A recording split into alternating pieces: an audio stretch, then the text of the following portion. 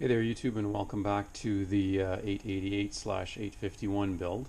What you're looking at is another justification as to why I don't upgrade this crappy GoPro 3 camera to something fancier. It's when I come across deals like this from my friends in Japan yeah, why buy a fancy camera when you can buy wheels like this? So these are a set of Marchesini mag wheels, like proper magnesium. You can see they're in fairly excellent shape. This is just a bit of, dirt and grease and that sort of thing. I've got them packed away, took them out when they first showed up to take some measurements just to make sure that when I order the set of brake rotors and that sort of thing, I've got the right sizes. So this hub is, for the front anyway, is built to take standard size, OEM Ducati Brembo front brake rotors. So I'll start hunting those things down on eBay. But like literally, if you've ever hefted a set of mag wheels, you realize how absolutely light they are. The other thing too is that these aren't 35 years old. These are much newer. I don't know exactly when, but when you take a look at some of the decals on there and that sort of thing, these haven't been sitting on a in the back of a shop somewhere for 30 years. They look unused. There are a few little slight chips in the paint, due to some mounting. So some tires have been on and off anyway.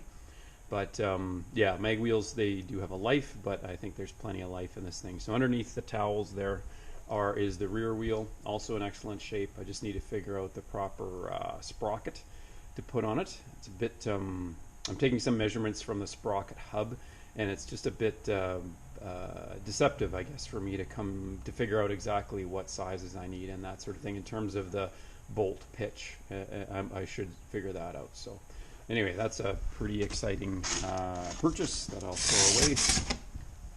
And I think for the first time ever, I'm not starting a winter-themed bike build video with staring at the thermometer I have up on the wall, but it's obscenely cold. Inside my insulated garage, it's still minus 15 Celsius, so I'm not going to be doing a whole lot today. This is the rear seat. I'm not sure if I had it this far along last video, but I've added some material here to the front. I still have more work to do. You can see the contours here. I'm going to glass in so it fits up nicely against the tank. Sits on the stock rear seat base. But yeah, that needs some work, and another 2 layers of fiberglass mat on the outside, because you can still see it's a bit translucent there.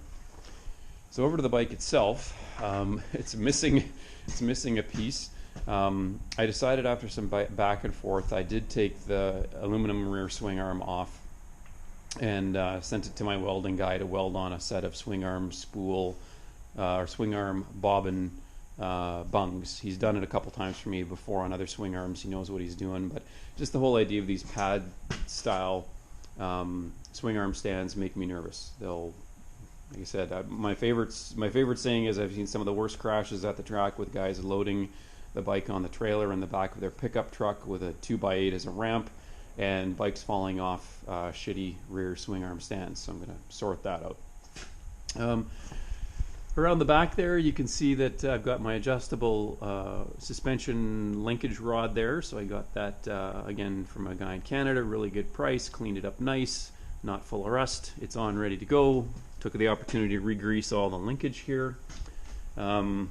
The Sachs rear shock is off here.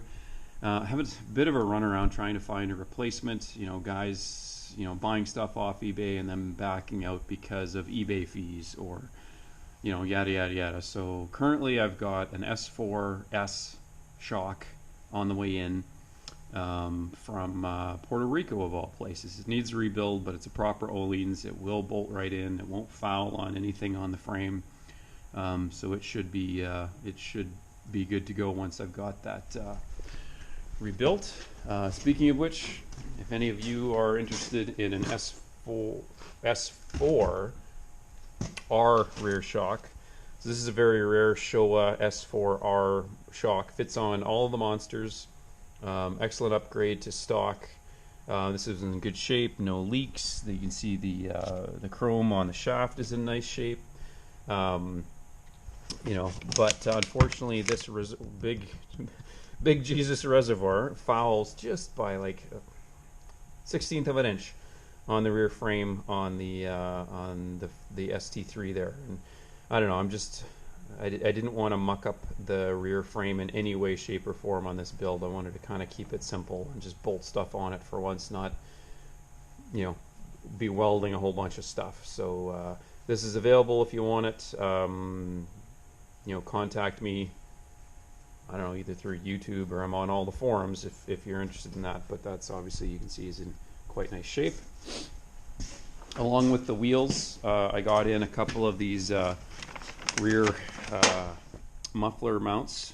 So those will go on once, of course, I've got the swing arm back on and the shock on and that sort of thing. So this is, I'll probably store those away because I won't be needing them for a while. They'll mount right up here. I think I reviewed the battery box, but this is on the way I want it. Added this little brace here to the front of the fairing, make it a bit more sturdy. I'll probably take some material out here just to make sure I've got extra clearance for the front fender coming up under full braking compression. Yeah, got the dash finished, so you can see the gauges over there. That'll mount up here. And what I've been working on is, so you can see I need a rad overflow bottle. So I think I fabricated a bracket, which I think it'll work, that'll hold a nice little Motion Pro overflow bottle right here. So it's nice out of the way, doesn't foul on the gauge plate, and clears properly, and then the overflow hose like runs right from the radiator right up there. So yeah, I've got some of the side fairings inside. Got them from Phoenix Auto Restorations out of the UK. So even with the shipping price and that sort of thing, it was still cheaper than anything in North America. You know, had to adapt the 900 SS fairing stay to work. Required some tweaking. I have done some welding. I'm not sure how well you can see through the glass, but this is normally MIG weld around this side, and then there's another bracket here where they just leave it open. Again, this is not a super structural piece, but I just couldn't leave it, so I added some welded this here so it shut, and it was good because I had to heat and bend this quite a bit to get it to fit this different, slightly different profile of this fairing. So in the end, and again, if you're on the forums, or you've probably seen it mounted, and yeah, the whole fairing is slightly forward of where it did line up. Yeah, no matter how I did it, I could just not get the same result as that fellow in the UK did with his ST2, where I believe he was able to tweak the 900 SS front fairing, attach the frame as I've done it, and still use that rear pickup point in the recess that's molded into the fairings he used. So whatever, you know, it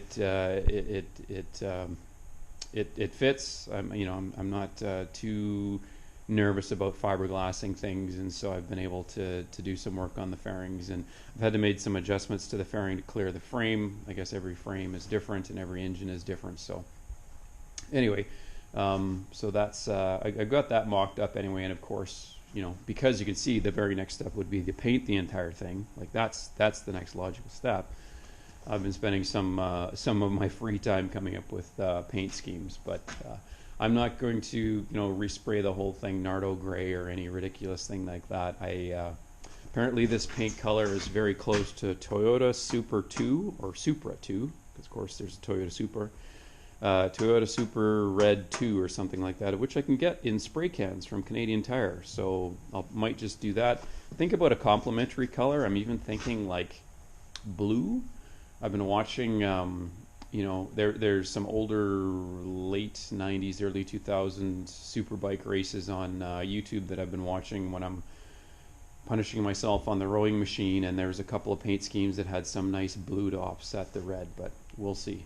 But again, you know, like that's the next logical step, of course. Anyway, I've been making lists and crossing them off as I like to do in terms of things that need to get done, but yeah, right now the cold is a bit punishing, so I'm not going to spend much time at all in the garage this weekend. we were spoiled.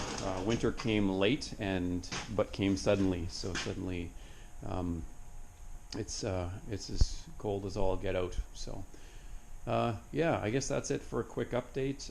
I've got the reservoir, or the overflow reservoir bracket, mocked up, and use my cardboard aided design first, and then plot it out on aluminum, and I'll use my shear and brake, my top secret location, to get that cut out and bent and good to go. So hopefully that comes together fairly quickly. So yeah, at 10 minutes and 37 seconds currently. This is a shorter video than I usually do, but I'm also not rambling on and waffling, as my Brit friends say, because it's friggin' cold.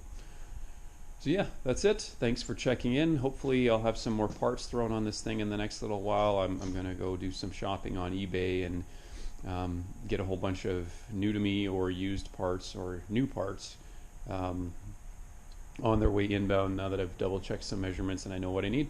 So again, no video footage of me. For those of you in Northern Europe and the Northern United States, you know, when you start talking like this, your nose starts to run, and no one needs to see that. So stay warm. I don't know if I'll post before Christmas, but Merry Christmas, and check back soon.